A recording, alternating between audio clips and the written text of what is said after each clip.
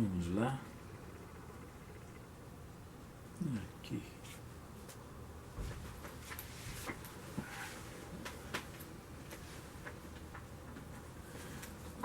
Paz, amados. Paz. Estamos aí de novo, né, para mais um assunto, mais um tema para nós abordarmos, tirarmos algumas dúvidas, colocar alguma questão, pensamento relacionado ao Evangelho por Cristo e fortalecer a fé em nossa caminhada. Aí eu tive assim a necessidade de falar sobre dois temas: visão, visagens, imaginações, demônios, fantasmas, ilusões, pirotecnia, mas tudo bem resumido. Nós já falamos sobre esses assuntos em alguns outros encontros, mas a gente quer voltar aqui da mesma maneira dos assuntos, né, de um ângulo de vista um pouco diferente, atingindo um campo que ainda não foi tocado. E um outro assunto, transubstanciação, ou seja, relacionado por uma interpretação de algumas pessoas, de alguns grupos, relacionado ao pão, que é relacionado à Eucaristia, à ceia, ao maná, ao pão, Santa Ceia. A gente vai falar sobre esses assuntos.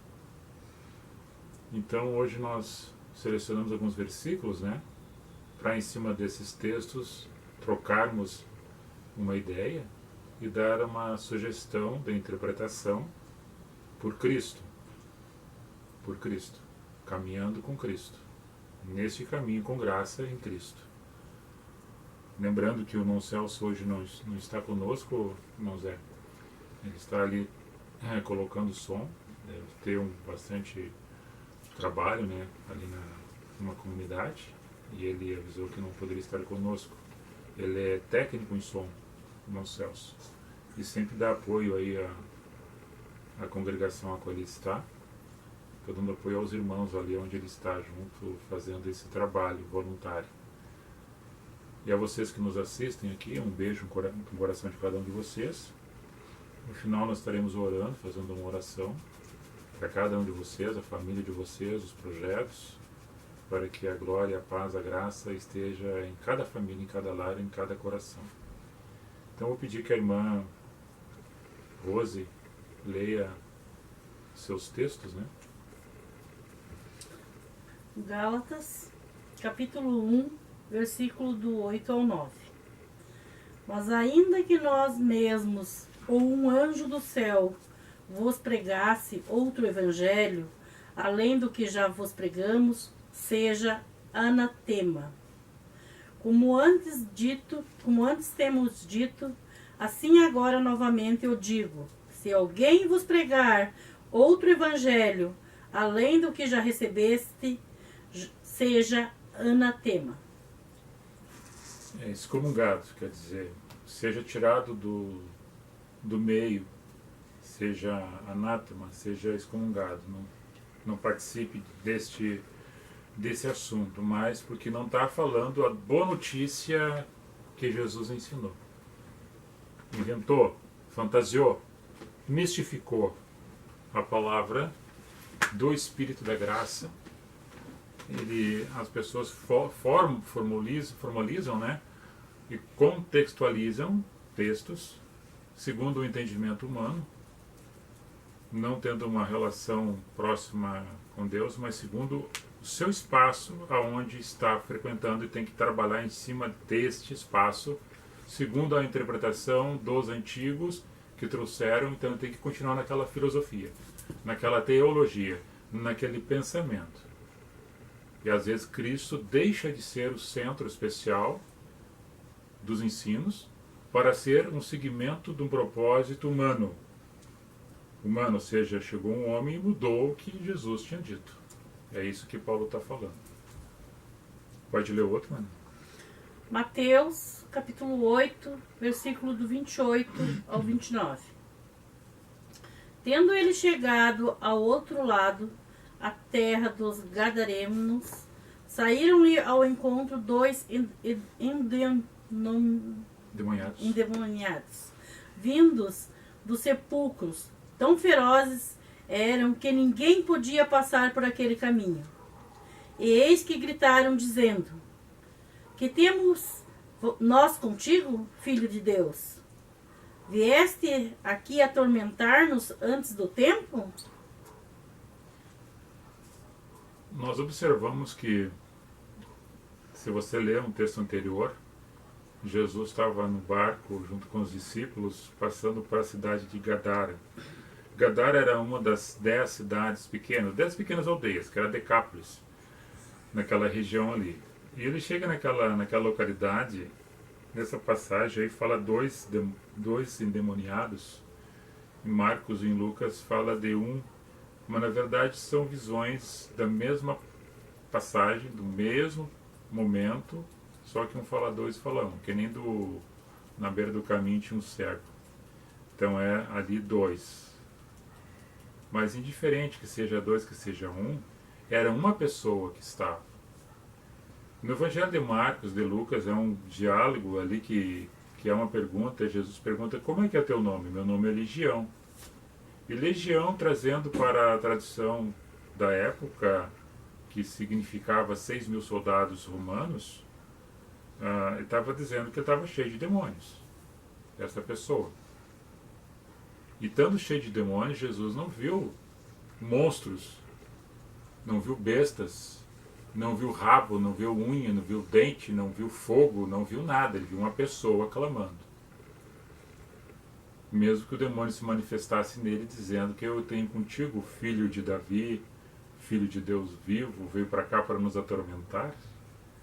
Quando a luz, a bênção, o amor, a paz chega em certos ambientes, atormenta o ambiente qual se encontra nas trevas, nos desgostos, nos desenganos, nas mentiras, nas corrupções do presente século. Então Jesus, chegando naquela localidade, aquele que era acorrentado, aquele que ninguém segurava, aquele que andava babando, se retorcendo nos sepulcros, que ninguém se aproximava, a família dele já tinha o rejeitado, não tinha convívio social, Jesus chega para pacificar aquele ente, aquela vida, aquela alma, libertando aquela pessoa da possessão demoníaca. E ninguém viu depois esses demônios subindo em parede, ou largando fogo pelas ventas, ou retorcendo o rabo, ou arranhando com unhas, ou aparecendo em ambientes para amedrontar as pessoas como se fantasma fosse. A nossa luta não é contra a carne nem contra sangue, mas contra os ossos espirituais nos lugares celestiais, ou seja, em todo o ambiente. E quem em Cristo está, já venceu esse medo, essa opressão, e ele tem discernimento daquilo que ele vê e observa. Que mal me faz aquilo que se opõe à luz, o amor e a verdade? Quem está em Cristo reconhece isso e não fica fantasiando e criando ilusões fictícias de colocando e vendo em qualquer tipo de ambiente, qualquer objeto, vendo demônio nela. Você chega numa casa, vê uma ilustração, vê um quadro, vê um objeto, vê uma madeira retorcida, vê qualquer figura, o religioso vê demônio quase em tudo. Principalmente os evangélicos pentecostais, chamados pentecostais, que nada tem a ver com fogo do céu. Isso é fogo estranho. Porque dá mais alusão ao demônio do que propriamente a graça recebida pelo Espírito Santo. Então até faz apologia e coloca tudo em demônio. Como o Senhor da nossa existência está em todos os lugares, e não existe um lugar sequer na Terra que não esteja a presença de Deus, mesmo que as pessoas não aceitem ou não tenham Deus em seus corações, Ele está ali. Agora, o mal e o bem, eles estão muito próximos um do outro. O espaço é dado e é vingado na ocasião daquele que proceder para o bem ou para o mal, dando espaço para isso. Se tu dá a oportunidade para o mal vai exercer na tua vida. Se do contrário, se o bem tu der oportunidades, ele vai exercer na tua vida. E vai prefigurar, ou vai transformar-se, ou vai criar ilusões fictícias de algo que se fala como se fosse realmente uma besta fera. Está fazendo muita imaginação em cima, linguagens retorcidas. Vou dar uma classificada nos cachorros ali, porque a gente está ao vivo aqui. Mas é que o homem gosta muito de fantasiar. É servindo um deus de magia. É o mágico. É o fora da casinha. Vê demônios em tudo, ambientaliza lugares. Nós sabemos que o bem e o mal, a luz e a treva, são ocasiões que acontecem na vida de cada um. Agora, quem tem a graça do Espírito Santo em si, ele condiciona a paz no seu viver, na sua existência, e não consegue temer essa circunstância de demônios, porque o Espírito de Deus habita nele. E ele tem discernimento. E Jesus não viu uma besta fera naquela pessoa. Ele viu a necessidade daquela pessoa. E os demônios não têm parte com ele. E nem com aquele que está em Deus relacionado. Então expulso, sai. É simples assim. E o demônio não se apresenta de uma forma monstruosa. Ele se apresenta de uma aparência agradável, sujeita a ser atraído por sua beleza. Por aquilo que as pessoas imaginam, o contrário do que seria o que a televisão, o que a mídia mostra, o que alguém imagina que fosse um bicho de chifre, de rabo, como se fosse um ET materializado, onde as pessoas tremem quando veem isto. As pessoas materializam isso porque veem isso muitas vezes, porque estão com medo e começam a visualizar coisas. Estão dando espaço para o medo, para a ocasião, porque a sua fé não é perfeita em Cristo. Mais outra parte, você lê agora Mateus 17, acho que é você.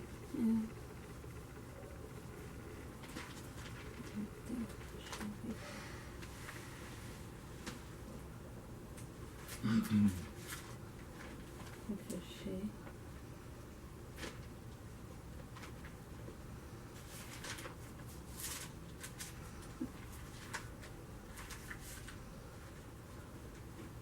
Mateus capítulo 17, versículo do 1 ao 7. 6 dias depois, tomou Jesus consigo a Pedro e a Tiago e a João, seu irmão, e os conduziu em particular a um alto monte. E transfigurou-se diante deles. E o seu rosto resplandeceu como o sol, e as suas vestes se tornaram brancas como a luz. E eis que lhes apareceram Moisés e Elias falando com ele. E Pedro, tomando a palavra, disse a Jesus: Senhor, bom é estarmos aqui.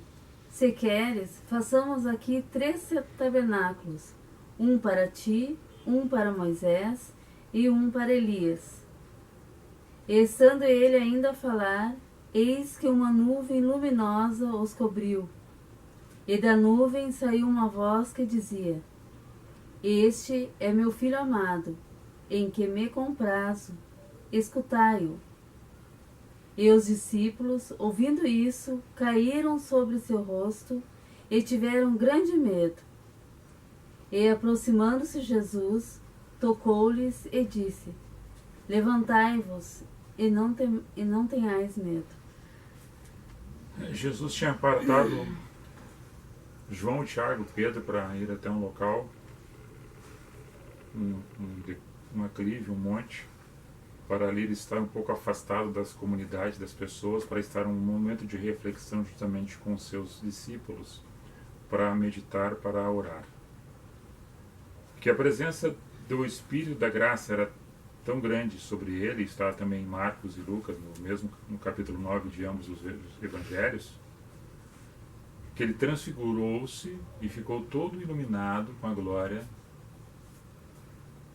de Deus, que ele sendo Deus, Verbo encarnado, Cristo.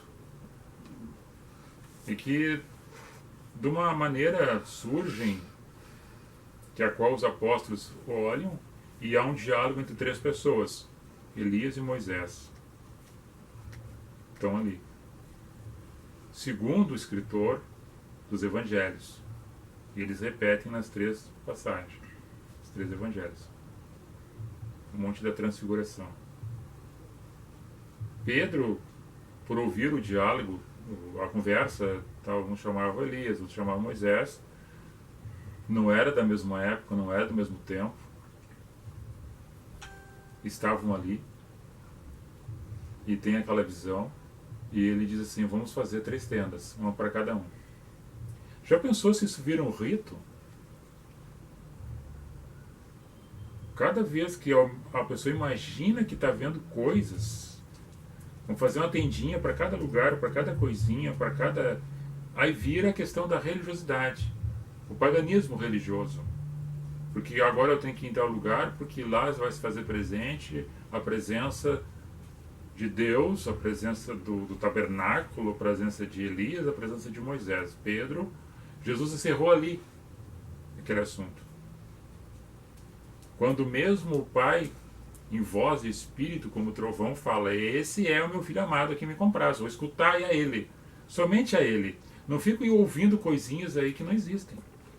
Que nem Paulo tem a interpretação ali e diz assim: esse mesmo anjo do céu veio vos aparecer e falar uma nova notícia que não seja essa do Evangelho segundo Cristo, que seja excomungado, que seja amaldiçoado, que não seja aceito. Então veio a voz assim: não escutai mais nada, parai com essas bobaginhas. Não é para fazer tabernáculo nenhum, tenda nenhuma. Escutai somente a Cristo. E hoje, como é que nós escutamos a Cristo? Podemos escutar na reflexão de uma palavra, através do Evangelho, através da graça nos revelada, através do seu amor puro, através do olhar de uma criança, através da sinceridade de uma pessoa que fala contigo, que te abraça e é fidedigna, através da palavra propriamente escrita. Aí tu ouve a voz. E como é que tu vê Deus? Tu vendo Deus, tu vê Deus nas pessoas que estão contigo. Tu vê Deus nas pessoas que estão contigo, pelos frutos que acompanham ela na sua caminhada. Apresenta-se os frutos do Espírito na pessoa. Então tu vê Deus na essência da outra pessoa, na outra pessoa. É simples assim. Então, se fosse colocado ali na sequência, alguns poderiam seguir a tendência de cada vez que fosse fazer uma oração tinha que fazer 3 tendas, porque Pedro fez, ou pediu que fizesse. Não foi feito nada. Escutai somente a Cristo. Aí alguém poderia dizer que era encarnação, ou reencarnação, ou espiritismo. Aproveita-se desses momentos das pessoas que não têm entendimento para buscar uma razão para o culto deles de hoje. Na verdade, foi uma visão que teve Pedro daquilo que estava em graça com Cristo.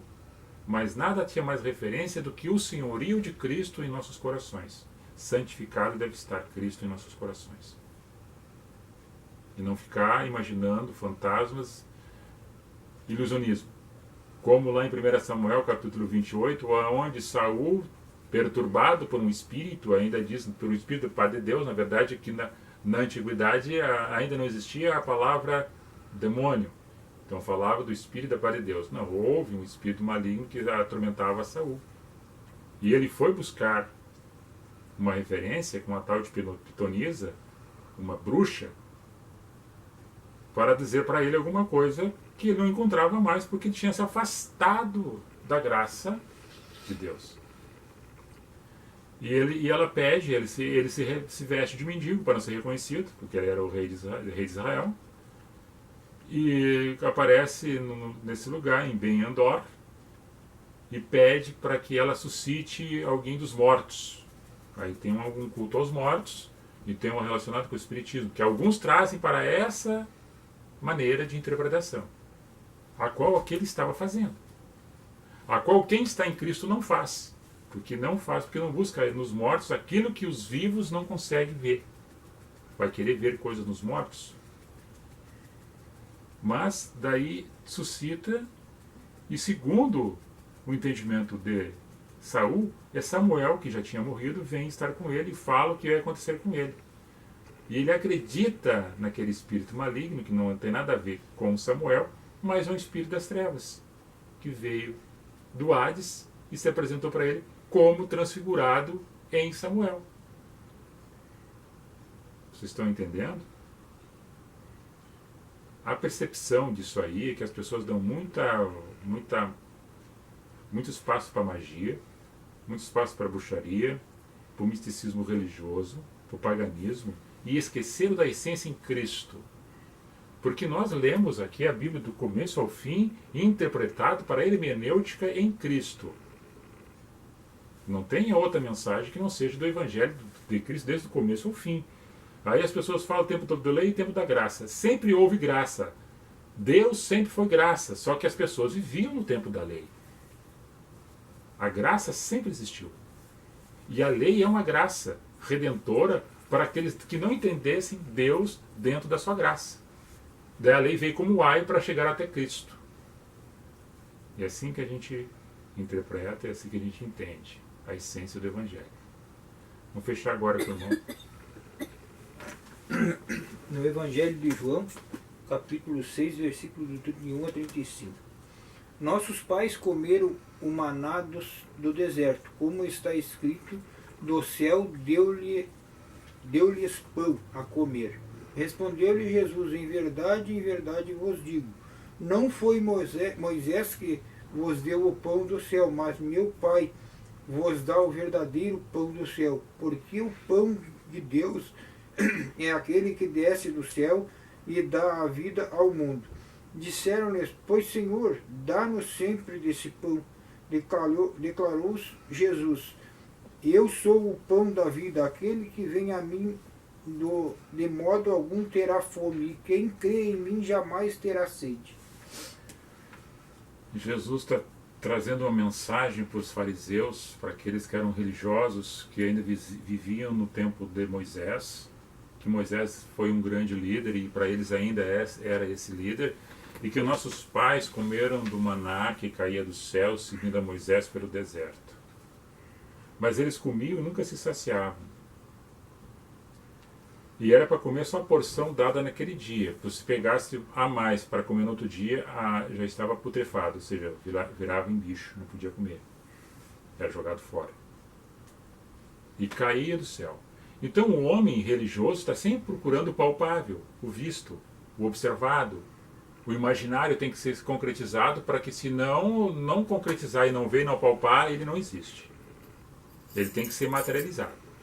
Então, em Moisés ali, ele tinha que comer esse pãozinho que vinha do céu, que era saboroso que nem favo de mel, segundo ali revelado no livro. Mas Jesus se apresenta, eu sou esse pão agora enviado pelo meu Pai para vocês. E todos aqueles que se aproximarem de mim e comerem deste pão, não mais terão fome. E se tomarem da água que eu der, também não vão ter mais sede. Mas as pessoas materializam essa passagem dizendo que tem que ser um pedaço de pão. Tem que ser um pão. Tem que ser um pão de farinha. O Deus é um padeiro. E agora nós temos padarias por aí e tem que ter o pão. Tem que ser aquele pão. Se não for aquele pão, não é o pão da vida. Está condicionado a um espaço físico, a uma matéria. Porque não estendeu Cristo na sua essência do Espírito. Tem que ser palpável. Tem que ser tocado. É muito Tomé espalhado pela religião. E a religião mistificou a questão da ceia, que Jesus está se apresentando como esta ceia, com esse pão, com esse maná que desce do céu, e que os religiosos que queriam continuar fazendo isso. E Jesus está se apresentando, eu sou. Aí você olha em Mateus 4 ali, que o demônio se apresenta, que Jesus estava no deserto 40 dias e 40 noites jejuando e orando, e Jesus precisava disso? Não. Era um preparo para que as pessoas entendessem que ele sendo, os outros também precisavam fazer, dentro da sua capacidade humana e terrena. E Jesus sendo Deus. E daí que ele com fome, porque ele tinha o físico dele, tinha fome, tinha sede, se apresenta o demônio, um anjo de treva. Se fosse de chifre, de rabo, de garra, para Cristo não importava. Ele sabia quem era este mal, esse espírito do mal. Se apresentou e conversou com ele. Se tu és o Filho de Deus, pega essas pedras, transforma elas em pão e come e mata tua fome. Aí Jesus disse, nem só do pão viverá o homem, mas da palavra que sai da boca do Pai. Aí nós observamos que a matéria em si não tem esse fundamento essencial para a existência cristã. Quem está em Cristo abole, fica fora. É somente uma simbologia. Mas daí o irmão leu outro ali para nós encerrar essa parte. Ainda no Evangelho de João, no versículo 54 e depois o 63. Quem come a minha carne e bebe o meu sangue tem a vida eterna, e eu o ressuscitarei no último dia. O Espírito é o que vivifica a carne, para nada aproveita as palavras que eu vos tenho dito, são Espírito e são vida. Amém. Nós encerramos com esse versículo para que você entenda que Jesus foi mais adiante falando que eu sou esse pão descido do céu. Daí ele diz assim, pô, mas nós sabemos que tu é filho de Maria, filho de José, teus irmãos estão aí, e tu diz que tu desceu do céu. Ficou uma confusão na cabeça deles, porque eles não viram Jesus descer do céu, porque eles tinham que ver Jesus abrir o céu e descer para dizer o que ele estava dizendo. Porque os pais deles, antigamente, viram que o maná desceu do céu. Então eles acreditavam que o maná veio do céu. Mas agora o verbo encarnado que tinha nascido do Espírito, que tinha se materializado ali, como verbo encarnado, eles não creram. E agora Jesus vai mais adiante e diz assim, olha, vocês têm que comer da minha carne. Daí ficou pior para eles ainda. Ficou pior. Porque agora viramos canibais. Tem que comer a carne. Por tomar o sangue, virei vampiro. Eu tenho que comer a carne e tomar o sangue. Eu virei um canibalista e vampirista. Eu tenho que tomar isso tudo. Eles não entenderam o que Jesus estava dizendo, que em tudo que tu olha, em tudo que tu vive, se Cristo se faz presente através de uma palavra, através de um gesto, tu está comendo Cristo. Tu está alimentando Ele em espírito e em verdade. É uma categoria espiritual que muitos ainda não compreenderam porque estão dentro da religião. E a religião mistificou Cristo de tal forma que tem as simbologias e que eles interpretam dentro de uma forma literal. E interpretando da forma literal, agora em cada pedaço de pão é o corpo de Cristo que está mutilado em várias partes da terra. Mas o Cristo que vive em espírito e em verdade está em todos os ambientes, espiritualmente falando, ele está aqui, está aí com vocês e está em todos os lugares. Agora tu abre a porta do coração e ele faz morada. Não é porque eu tenho que pegar o pedaço de pão e rachar ele no meio para que apareça alguma coisa, para que faça uma magia, que ali realmente Cristo está. Se eu não tenho Cristo comigo no perdão e na vivência com as outras pessoas. Cristo se apresenta nessa forma, na simplicidade, no amor, no perdão, no enxergar a necessidade dos outros e ver os outros em si como se estivesse passando esse mal, essa chaga, essa dor, essa enfermidade, esse preconceito, esses erros, essas culpas que todos nós cometemos a cada dia, a cada instante. Mas não, é a magia. É o Deus barbudo de vara de condão. É o Cristo que veio, mas ele veio e daqui a pouco apareceu um monte de gente depois dele que fez muitas coisas maiores do que ele, porque ele disse que faria. Mas aí ficou maior do que ele, porque agora cada um tem um tipo que segue a uma doutrina de outros, e daí se tornou anátema, mesmo que leiam sobre anátema e não entendam o que é isso.